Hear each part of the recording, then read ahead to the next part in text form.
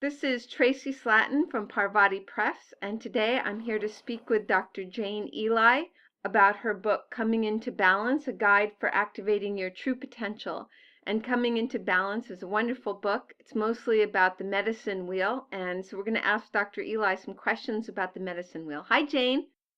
Hi, Tracy. How are you doing? Good. Thank you. So I'm going to ask you the important question on everyone's mind. What is the medicine wheel, and why is it important? The medicine wheel is an ancient indigenous wheel of life, and it relates to many indigenous cultures worldwide: Mayan, Tibetan, Hindu, Native American Indian, First Nations, Canada, Siberian, ancient Celtic religions.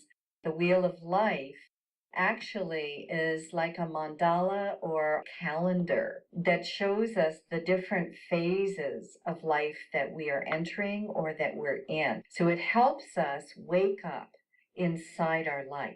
So it's sort of a That, two-dimensional representation of our multi-dimensional lives, including the dimension of time.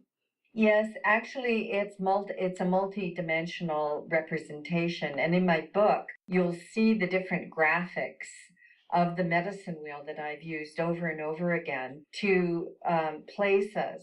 Some place us in a certain age range, a certain time period that we're in. Other medicine wheels give us more specific things like physical body, emotional body, spiritual body, mental body, experiences that we're in. Some parts of the medicine wheel show us when we're in what I call a crux point or a turning point in our life. And throughout the book, I really use our life experience as the foundation upon which to use the medicine wheel as a self-reflective tool. How does the medicine wheel inform us, and on what levels of conscious awareness does it address our daily lives? It addresses our daily lives and helping us to sort of wake up and look at ourselves. For example, if we're having a reaction to something or an irritation or we're in a justification mode, it helps us to actually look at what might be occurring. Where is this coming from?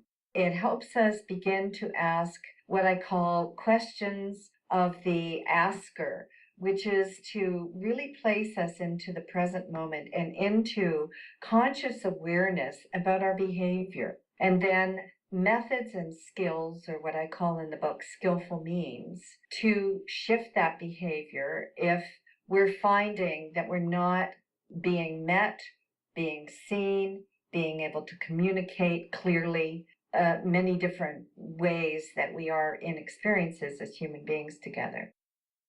It's sort of this mandala that we put outside ourselves that represents our psyche and our life and the kind of the completeness of our being. And by working with this external mandala or representation, we learn something about ourselves and we can resolve issues. We can come out of ego into the witness. That's correct. And also have our experience, but from a place of being able to be both the witness and then to employ our higher self or our wisdom self, which is the one I call the asker or the inquirer in the book. I also include skillful means to help us wake up as we're going through our daily life. And I've included in the first part of the book 12 skills that are seemingly simple. And that's one of the things about this book that I feel is really interesting. I wrote it for the general public so that anybody can pick it up and get something from it. Well, what are these 12 skills? The skills are basically practices to help you wake up into your own behavior or to a situation. It helps you, gives you tools to help you navigate experiences in your life. Would you like create a medicine wheel on the ground with stones? Would you draw one?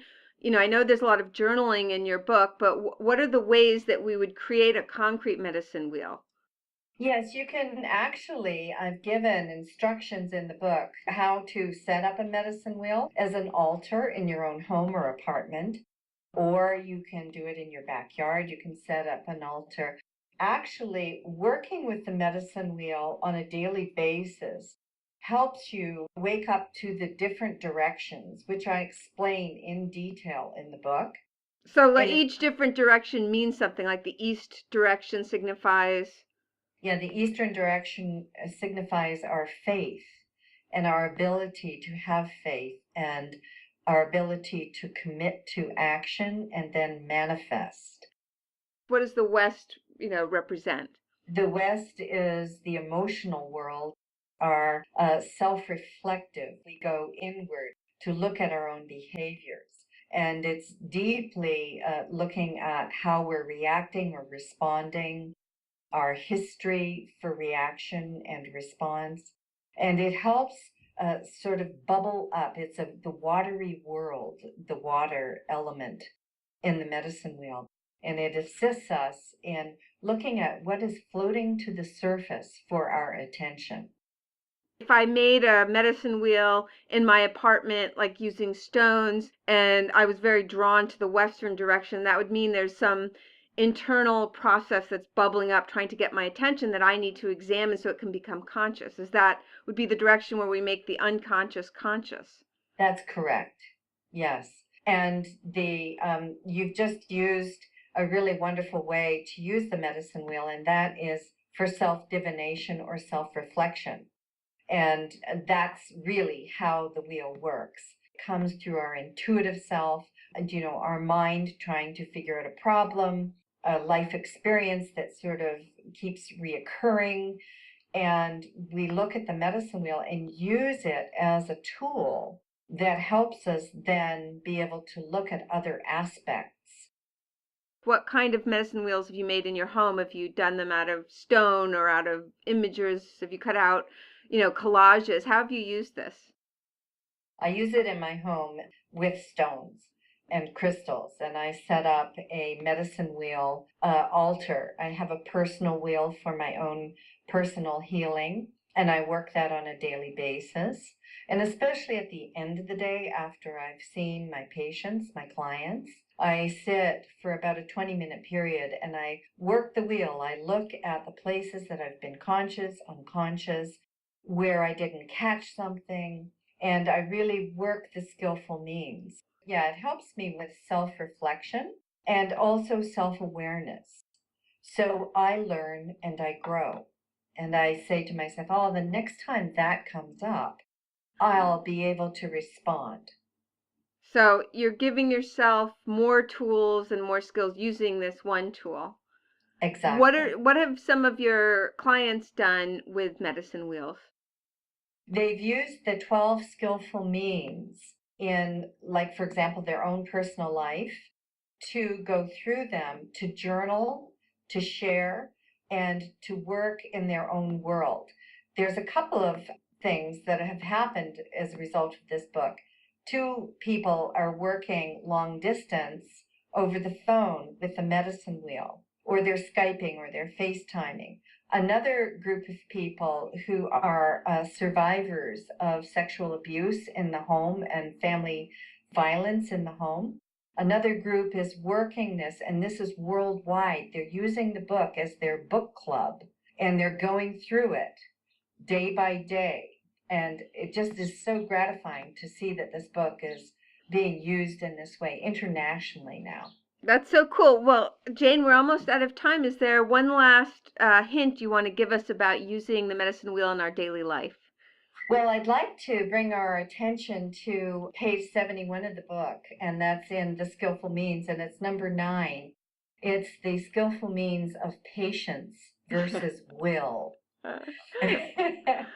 And it's the ability to have our patience guide us versus our willfulness, which is our push.